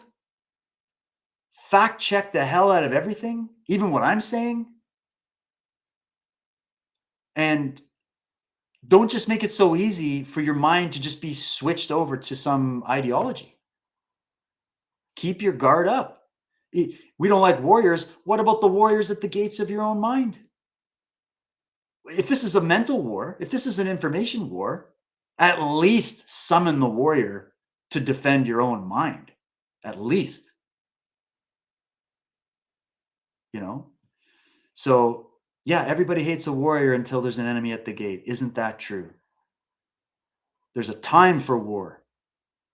Do we like saying that? No. Does it make it any less true? No. Sometimes in war, you have to operate defensively so that you can stay in the moral position. I teach this to my jiu-jitsu students, the kids class, all the time. I'm like, hey guys, we're not here to start fights. Out with your friends on the playground, you're not going to just flying triangle choke somebody that called you a name or something. Like you got to understand the power that you're building in yourself. And you have to understand that we only respond, and our job in the martial arts is to stop the fight. That's the job, not just to win and pulverize the opponent and deal with that. It's to stop the fight, to do what it's necessary. And sometimes all that's necessary is your hands up with some good use of verbal jujitsu, and you can calm somebody down and you can deal with it very peacefully. I've done that many times. Just bringing some calmness to a hot situation is magic. But, and I'll even tell the kids this, I'll say, look, there are people out there that no matter how many times you try to talk them down and stop the fight peacefully, it just antagonizes them more, and they will still try to fight you. They will still try to attack you. Are you going to need a warrior then? Are you going to need a warrior spirit then when the fists start flying and you get surrounded by a gang of thugs that want to do who knows what to you? And you have no choice. Like, you're going to be wishing you were training all that time. You're going to be wishing that you summon that warrior archetype in that moment. Or what about all these home break-ins that are going on all over this country right now in Canada? And the guys are just getting let out on bail the next day, and they're reoffending, and then they're let out on bail again the next day. We had the American embassy just attacked. Was it today or yesterday in Toronto? Mark Carney's all posturing, oh, the horrible attack. Oh. I'm like, yeah, what are you just going to let them all back out on bail? Just like, again, like all the other people knifing people on public buses and shit. Right? Like, at some point, you're going to have to become your own warrior. You're going to have to learn how to defend yourself. If the cops aren't showing up anymore and the government's not doing anything, but not doing their job because they've all been sold out, at some point, you're going to have to defend yourself. We don't want that. We're not seeking, real warriors are not seeking violence. We're not seeking the fight for the sake of the fight like all these radical, insane people out just looking for a fight everywhere. These guys with noodle arms launching punches at like fully jacked grown men. Like, what are you thinking? Just the level of insanity we're seeing out in the streets right now.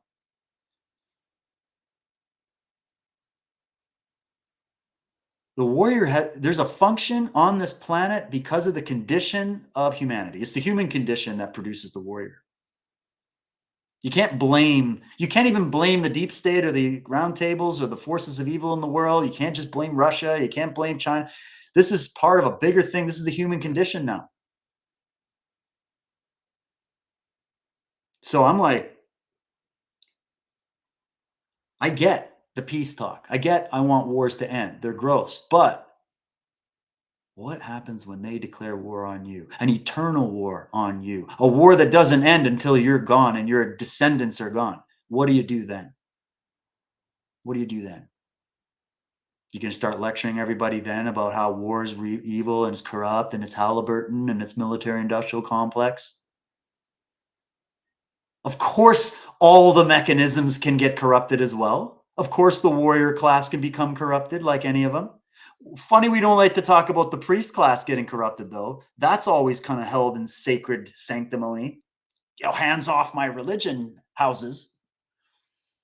Don't you dare be bringing that up at the dinner table. Oh, but we can shit on the people fighting so that you don't have to fight the evil that's right around the corner from you, living in your neighborhood, doing shit you have no idea while you sleep. There's people out there that have to fight that every day. What kind of gratitude do we give them? Here's $60,000 a year and a big fuck you. Like, that's how we handle that. It's disgusting. And yet these podcaster bros get paid how many millions of dollars to talk about this bullshit and turn the minds into mush of these young men. So if you look around the world, you don't see any Night's Watches happening where they're guarding the gate and all the evil's in your door. Hell is empty and all the devils are here. That's not because that's the natural state of things, my friends. That's not the natural state of this world. Your priest told you that because that was just a projection of the natural state of their psyche. The natural state of this world is it's a template. It can be whatever we want it to be.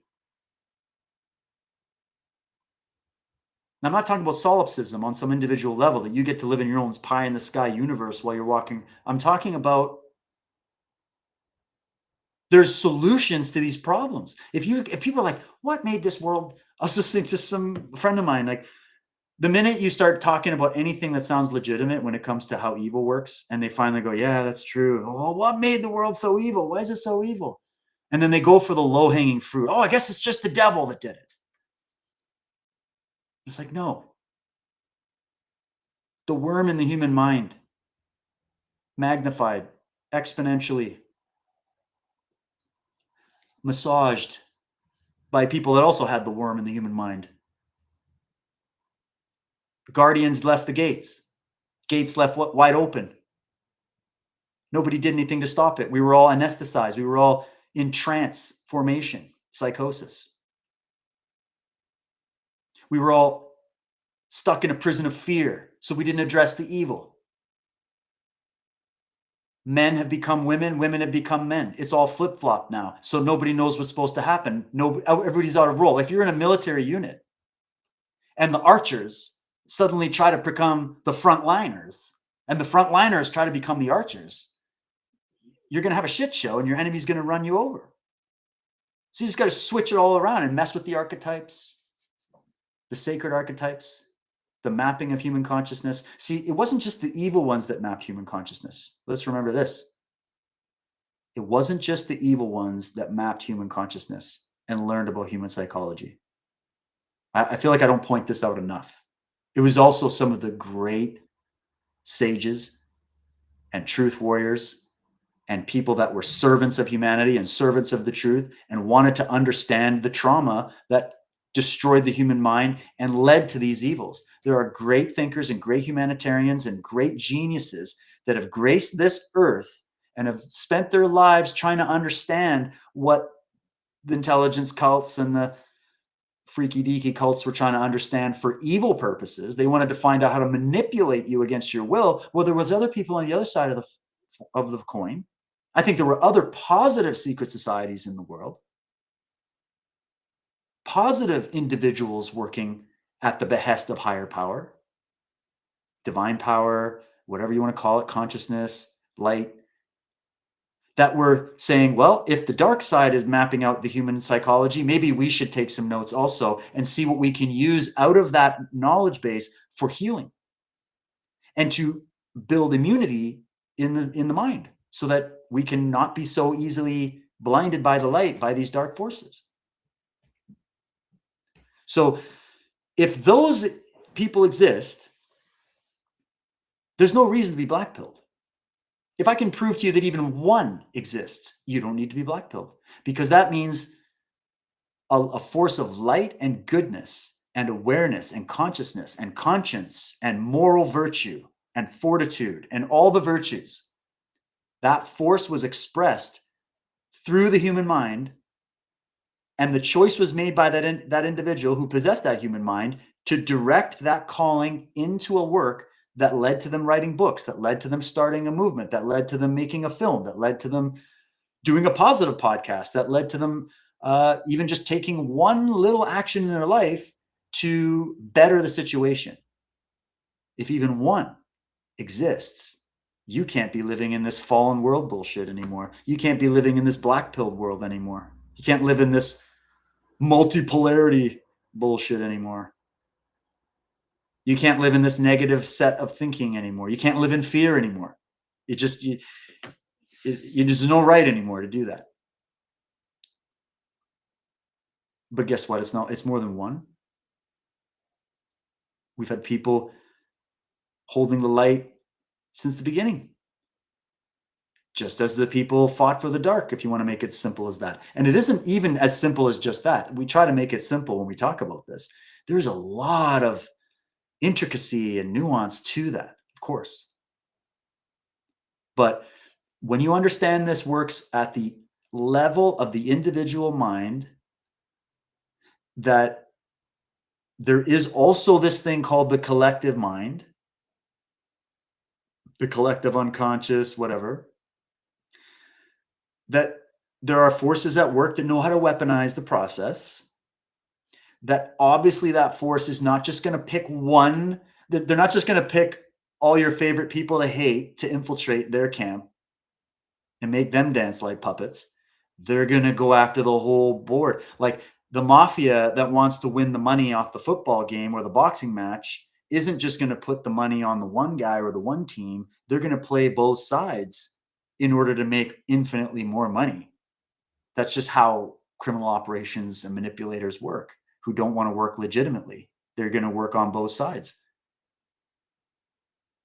Right? I mean, it's right there in the Masonic symbolism, the negative Masonic symbolism, which again is not negative in itself. It's just when used by psychotic minds, the way they view, say, the checkerboard symbolism or the chessboard symbolism, the white and black squares, those perverted minds see that symbolic motif as meaning, oh, we've got to capture both squares of knowledge. We got to capture the white and the black markets. We got to capture the white magic and the black magic. That's how they see it, because they're just in it for power, external temporal power. The real sage that sees that symbol as just a symbol that's relative to human consciousness and understands it as like the yin-yang principle, the light and darkness principle, they look at it from a much higher place. They can look at that from a totally different perspective, right? So when we see our ranks infiltrated, you got to point it out. This is the time for revealing, and we got to point it out and follow it through. Even if it ends up being wrong. Sometimes you got to smoke out something and realize, oh, we got nothing here. And then you move on. Don't worry about that. There's going to be mistakes made because we're looking into something that's incredibly labyrinthine, that's incredibly mysterious, that's incredibly secret, it's very ancient, it's working on many different levels that we're barely able to understand. It's incredibly complex. Yet in this weird way, it's also very simple when you bring it down to like the bigger concepts, right? At least that's my opinion. But for me, I'm just researching this.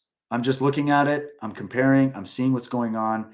And the wonderful thing about observing this and trying to stay close to the facts of reality is that you're just going to see it happen in the real world. So some of this stuff you have to wait for validation later on. I've had to work like that for years, where you kind of have a theory, you have an intuition based on what you know, based on what you've seen and experienced. You don't really know for sure, it's too hazy, and then it gets confirmed or it gets kicked out down the road. And you just keep going through, and you're trying to get as accurate as you can with the resources that you've got. So I just say, onwards with it. And enough of listening to these snakes. Like, you'll always know the authentic voices, because they're not trying to bring you into a massive violent revolution. That's a big red flag, okay? Because it's just, when you know that that's what this enemy is wanting as part of their strategy, they've done it so many times that they look what they did to Iran. I mean, a great example. Like they did that to Iran. That's how they took it over in the 70s. And what's another red flag? They're looking for a totalistic philosophy. They're going to weave together religious idea, political, philosophical, and they're going to create a closed loop so that there's no dissent. So it's collectivism. Collectivism is a massive red flag. Study that word, what it means, right? We've done it so much on this show. When you're basically saying, when you have a foreign agent saying that you're bad and wrong and evil and corrupt, while not pointing out the same evils in Russia or anywhere else, that's a red flag. When they're saying, no, you need more Russia in your life. You might want to go, really? You guys got some problems too. Let's start at the top of the list here. And they don't want to talk to you. Oh, okay. When they start combining political ideology with religious ideology. So this is all this like, there's a lot of this like, there's a lot of Jesuit shit in here, man. There's a lot of religious flavor to it. You know, it's a red flag. Doesn't always mean it is. It's just, it's part of the red flag package you got to watch for when they try to merging the state and religion, when they're trying to merge that, especially on the solutions of what they think need to solve the problem. Keep an eye out. People can be experts at telling you the problems. You go, yeah, that's the problem. Preach it, brother. It's too woke. It's too many. They're transing the kids. You know, the Epstein client list. Yeah, there's corruption all the way through. When they tell you the solution is to burn it all down, literally burn it all down, like Black Lives Matter or whatever, burn it all down. That's the only way. And when they start sounding like the very political side that most people have fled from, screaming, fleeing to get away from the radical left because of how monstrously wrong and twisted and mental institution it has become. It makes me think part of this strategy, it's a plausible thought here. Part of the strategy of this high table was to make the radical left so extreme, to inject such extreme levels of insanity into it, that you would flee. Every red-blooded human being would flee the moment it suddenly dawned on them that what it was. And it became so low IQ that anybody can figure it out. It makes me wonder if that was not done by design to get the rats to run towards the other cordoned off area with the electric fences all the way around and basically jump from one net into another one. The thing about this, as I'm explaining it, that's exactly what they talk about in these kind of books that people like Dugan write. That's exactly how communists have operated, fascists have operated, cult leaders have operated. It's exactly what they do. It's not even, oh, maybe that's what they did. No. This is playbook 101. That's how they do it.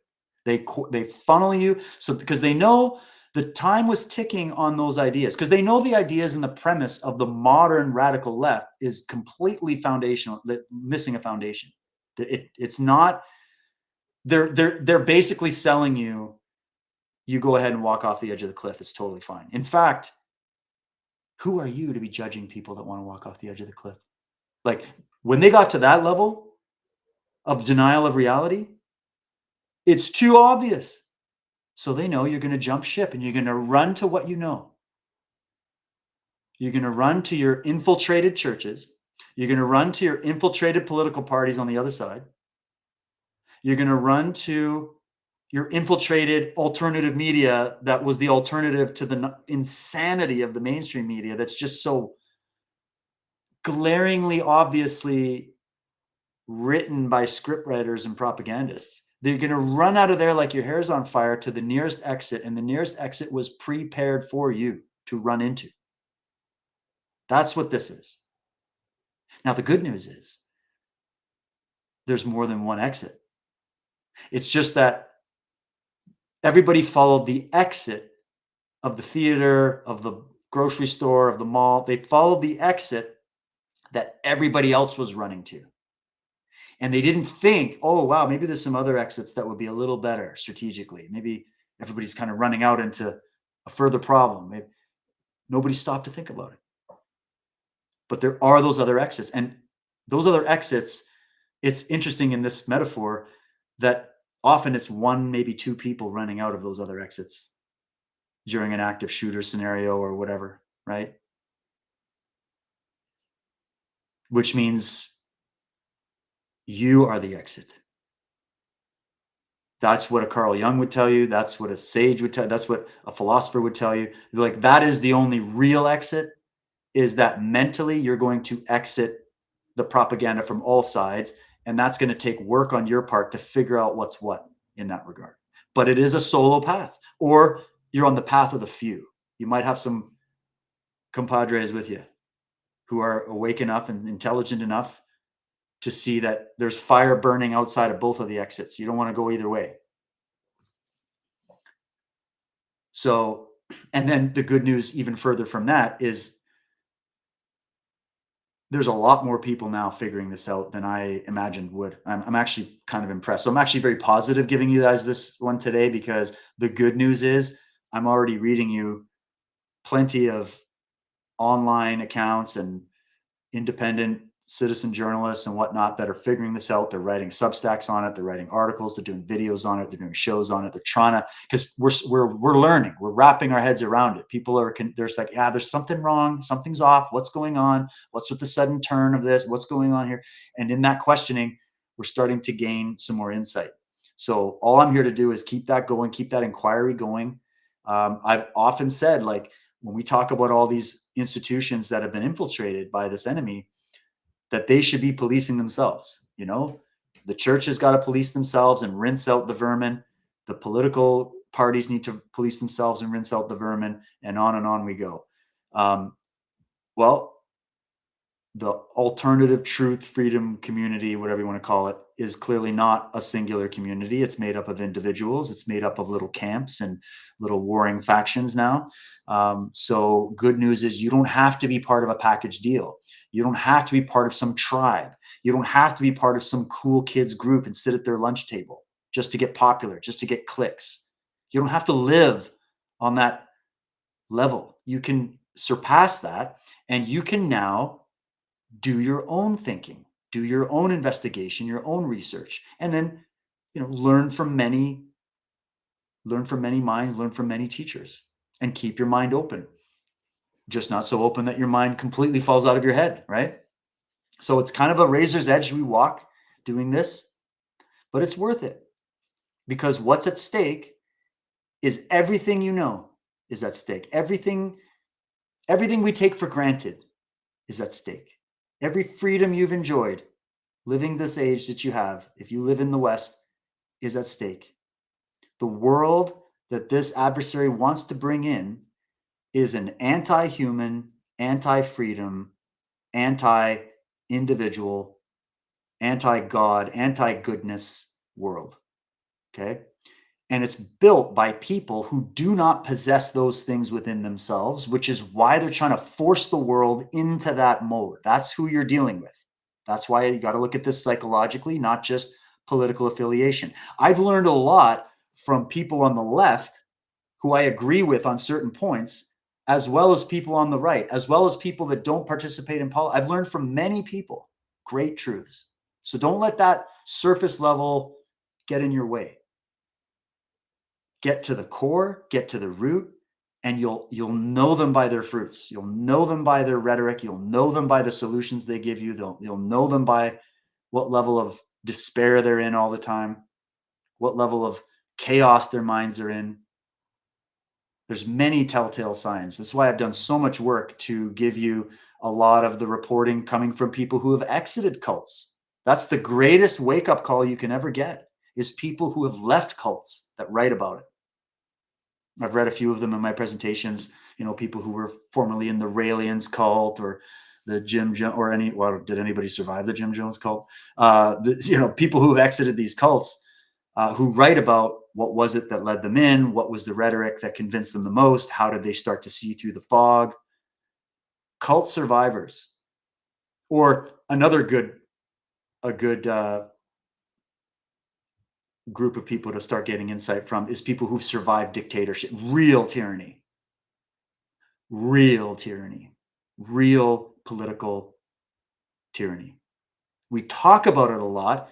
We see tyrannical actions being taken by our governments, but even with that, guys, if you live in Canada, we're all like very aware of the level of what we call government tyranny going on. Okay, it's been going on for a while because of the cabinets being penetrated. We get it, all right? But even still, you don't even know what you're talking about if you are comparing Canada's tyranny to Iran's tyranny or Venezuela's tyranny. These are just tyrannies that are well down the path. We're just at the beginning. So people at the beginning should not be coaching people that have already been well down the path, that are here to warn you frantically, guys, don't go down that path. It's absolutely horrible. And you're like, you don't really know what you're talking about. So that's not advisable, that mindset. Listen to the survivors. That's journalism. That's research. Don't just go to these big heady philosophers and whiteboards and think tanks and show me the data. The data is the people who survive it have a lot of wisdom to tell you. It'll give you lots of information about how they got led astray, what it was that did it, right? And what it was that woke them up. And it's one of the biggest wake up processes you can engage in. At least it's been for me. And then listen to the great teachers that have been like I talk about guys that don't get the limelight. They really don't get the limelight. You know, I work with people like Michael Tessarian, got Trevor Loudon, Edward Griffin. They've achieved a little bit of popularity, but nothing compared to these broadcaster bros that just got set up yesterday. Like, compare the audience size of a Nick Fuentes, of all people. Compare that to a Edward Griffin. Like, it's so unjust. Compare that to a Michael Tessarian. Compare that to a Trevor Loudon. Compare that to so many of the amazing guests we've had on this show, on Unslaved. So many great authors I brought up that were intelligent, right? People that know what they're talking about, people that are genuine. The authentic voices get shut back in the room. They're the ones you don't really hear about. They don't get the raving fan base. These guys don't even want a raving fan base. They just want to warn the West and be done with it. Like, they just want to do their good work as men. All right. I've known many of them. Part of that is part of the reason they never get the limelight is because they're actively avoiding it. That's also a factor. But let's not pretend that it's not also a factor with this shadow banning and this censorship and this promoting of certain players. So that's another thing. When you see the massive accounts, the massive podcasts and publications have, you know, followings that are bigger than the media, bigger than CNN, bigger than CTV.